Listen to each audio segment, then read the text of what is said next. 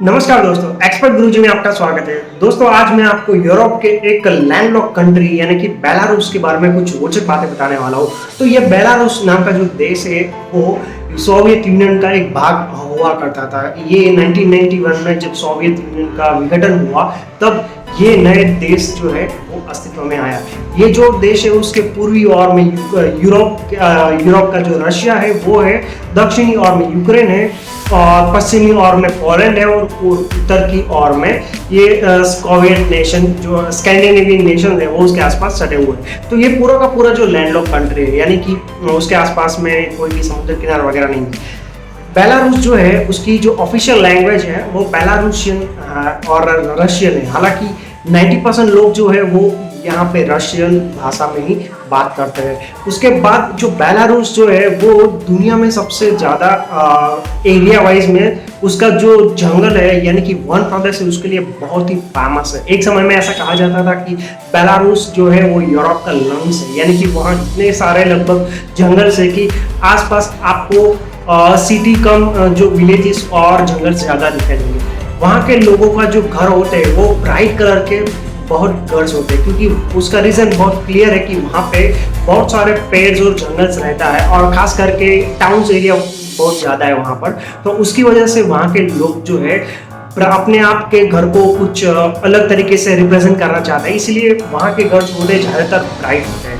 उसके बाद बेलारूस जो है वहाँ के जो लोग हैं वो बहुत ही हॉस्पिटेबल होते हैं, यानी कि वो हमेशा दूसरे लोगों को हेल्प करने के लिए तत्पर रहते हैं। उसका रीज़न यही है कि बेलारूस जो है बहुत छोटा सा देश है और उस देश की जो इकोनॉमी है वो ज़्यादातर टूरिज्म और विजिटर पर डिपेंडेंट रहती है, इसलिए वो लोग हमेशा किसी नए आदमी को या फिर किसी विजिटर को हेल्प करने की उत्साह में रहते हैं। अगर आप किसी भी बेलारूसियन घर पे जाते हो तो उसी घर में आप कभी भी बिना खाए वापस नहीं जाओगे, क्योंकि वहाँ के लोगों की एक ट्रेडिशन है कि अगर कोई आपके घर पे आता है तो उसको कुछ न कुछ खा के उसको बाहर मतलब उसको विदा करते हैं। जब आप खाना खा लेते हैं तो उसके बाद ट्रेडिशनली बेलारूस में एक ब्लैक टी या फिर ग्रीन टी आपको पिरसी जाती है और आपको वो लेना होता है, क्योंकि वो वहाँ की ट्रेडिशन होती है।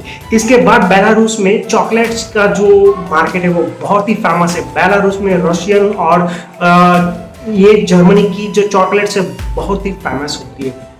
उसके बाद बेलारूस का जो नेशनल फूड है, आप ऐसा कह सकते हैं कि उसका जो पोटैटो जो है वो उसका नेशनल फूड कह सकता है, क्योंकि उस पोटैटो यानी कि आलू में से करीब 100 से ज़्यादा डिशेस वो बेलारूसियन लोग बनाते हैं। उसमें से स्वीट्स भी शामिल है और फ्राई भी शामिल है। तो ये सब जो चीज़ें थी वो बेलारूस को एक अलग आइडेंटिटी में रखती है। तीसरा है बेलारूस में कोई भी माउंटेन्स नहीं है, इसलिए वो लोग क्या करते हैं कि जो रॉक सॉल्ट होता है यानी कि जो जमीन में से जो मीठा नमक निकलता है उसके बहुत बड़े बड़े माउंटेन्स आर्टिफिशियली बनाए हुए हैं। और वहाँ के लोग जो है वो इसलिए भी हेल्दी ज़्यादा रहते हैं क्योंकि वो रॉक सॉल्ट का सबसे ज़्यादा इस्तेमाल करते हैं और ये जो आयोडाइन नमक जो थे वो बहुत ही कम उसका इस्तेमाल करता है।